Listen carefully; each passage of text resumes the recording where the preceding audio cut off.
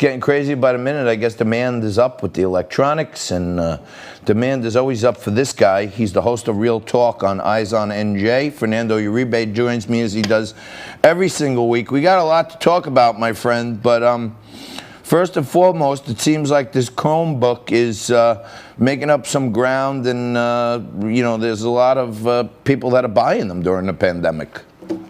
Absolutely, John. It's great to be back on here on a Money Monday. And obviously, because of the pandemic, virtual learning has become essentially commonplace and permanent in many school districts around the country, not just in New York, New Jersey, but throughout the entire United States. And many school districts have found Chromebooks to be a much more affordable alternative to the Windows laptops and even Apple Macs, which are very pricey and probably the most expensive out in the marketplace.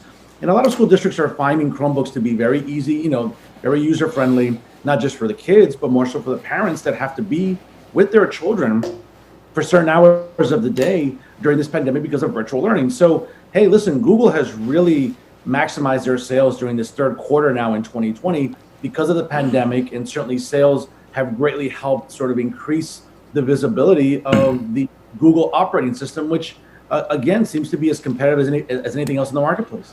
So, Fernando, give me an idea, because I'm in the market for a new phone now. I'm also in the market for a laptop. My brother ordered me a laptop and then stole it from me. But in any event, what's the price difference here between a Chromebook and a Mac?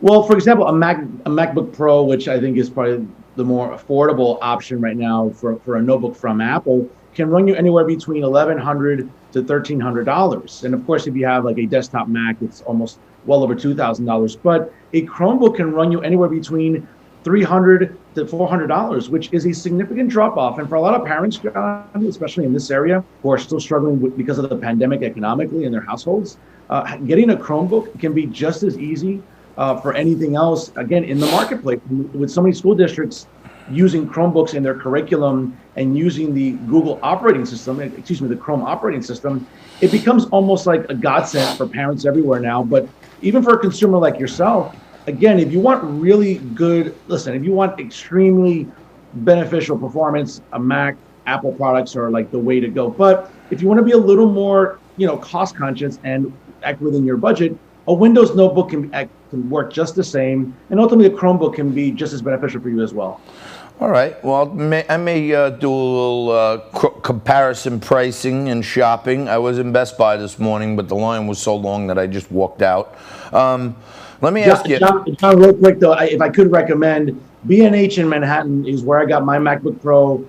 I was able to buy it at a very affordable price, like under $1,000. It's a very, very good piece of machinery.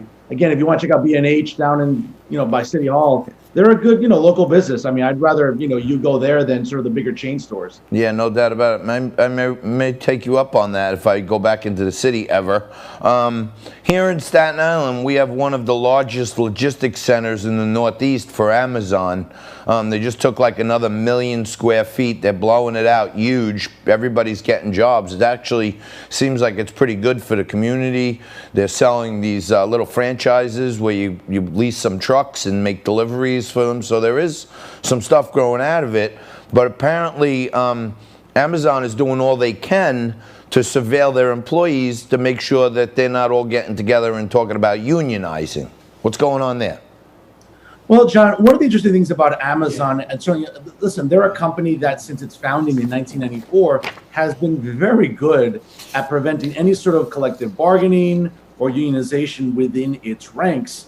And I think this is where we start coming sort of where, the rubber meets the road when it comes to ideology, when it, as it pertains to labor. For a lot of people, do you feel that a company like Amazon should allow its employees to unionize, to have access to collective bargaining like other companies do? Or do you feel, for example, that maybe it's not necessary? And I think that's where the argument starts to surface now, politically, economically, and even socioeconomically as well, as to whether or not Amazon is being very tyrannical with its business practices. And I think for our audience right now, it sort of begs the question of, what side of the aisle do you sit on with this? Before entering academia, John, I worked in state government for 10 years in our criminal justice system, and I knew the importance of unions and the importance of collective bargaining for better salaries, better amenities, et cetera, et cetera. And I think, listen, that's not any different in the private sector, John, unless I'm mistaken. And I think now Amazon's coming under a lot of scrutiny because I think employees, little by little, are using social media, trying to raise awareness and trying to engage in activism in the workplace when it comes to unionization and, again, collective bargaining. And at the higher up, Amazon isn't very happy about it. So, yeah, well, let me ask you this. It gets a little, in life, I've probably hired, hundreds of people. I've employed thousands of people. And there are certain things that I didn't do. Like, for example, monitor their bathroom breaks, surveil who else they're hanging out with. And there's a weird story out there that Amazon was actually had some job listings for intelligence analysts to track employees for, unionization conversations. That's getting a little big brotherish for me. I agree with you. And again, John, this is where it starts getting into that very detailed conversation about how tyrannical Amazon's business practices are. And as you just mentioned right now, here are some numbers that should raise some eyebrows. Between March and September of this year, Amazon employed more than 1.3 million frontline workers. And even during that spike in hires, we started seeing, as you mentioned, at the upper echelon of the corporation itself, Amazon and executives trying to monitor employees and preventing them from unionizing. And certainly, listen, this is a story that's gotten a lot of attention in the mainstream media, which is surprising because, again, Amazon doesn't seem to really get a lot of scrutiny in the mainstream media. Again, Jeff Bezos, probably one of the most ultra-liberal people that there are out there.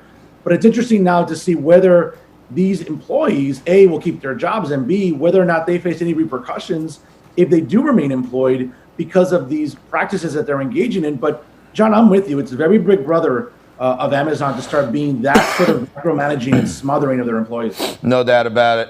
All right, brother. In our last minute here, tell me what's going on in New Jersey, because I'm seeing these uprisings of these huge, rallies and parades and miles long of cars with Trump flags.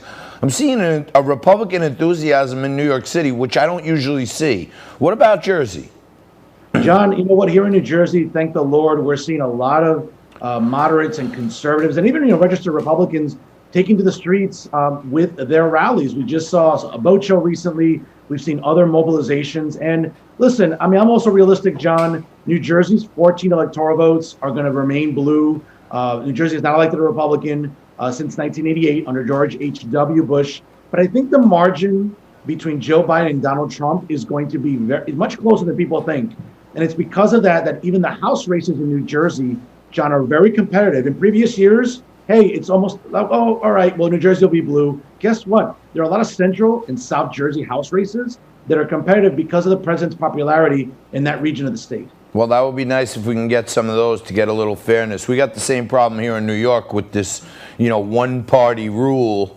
And I'm hoping, and this is why I keep encouraging people, even in New York, to feel like, my vote don't count, JT, we're never going to win. And I say, no, but by going there to vote for him, you vote right down the Republican ticket. Maybe we pick off a congressman like Nicole Malliotakis. Maybe we pick off a couple of state Senate seats and get closer to getting the majority back there. So every vote counts. I know you're telling people that. I'm doing the same.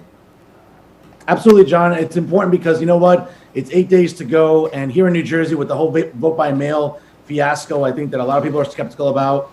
We'll see what happens. But again, unless there's some overwhelming silent majority turning out in the polls coming up next week, it seems like Joe Biden will win New Jersey. But again, the president's popularity in even parts of North Jersey, Central and South Jersey specifically, that could really turn the tide in House races. And listen, we need to get the House back. We need to get Nancy Pelosi out of the speakership. That's for sure. Atrocious. She needs to go. No doubt about it. All right, we need to go too, but we never have enough of Fernando Uribe. We'll see you again very soon, my friend. Thank you. Thanks, John. God bless you. You guys check out Fernando Uribe on Real Talk via Eyes on NJ. He's one of the best in the business, and he's got a huge growing audience, and it's nice of him to always continue to join us as well. We'll take a quick break. We'll come back right on the other side here with some news of the day. Joey Pinion's going to join us a little later in this hour, and we're going to get it going on a Money Monday.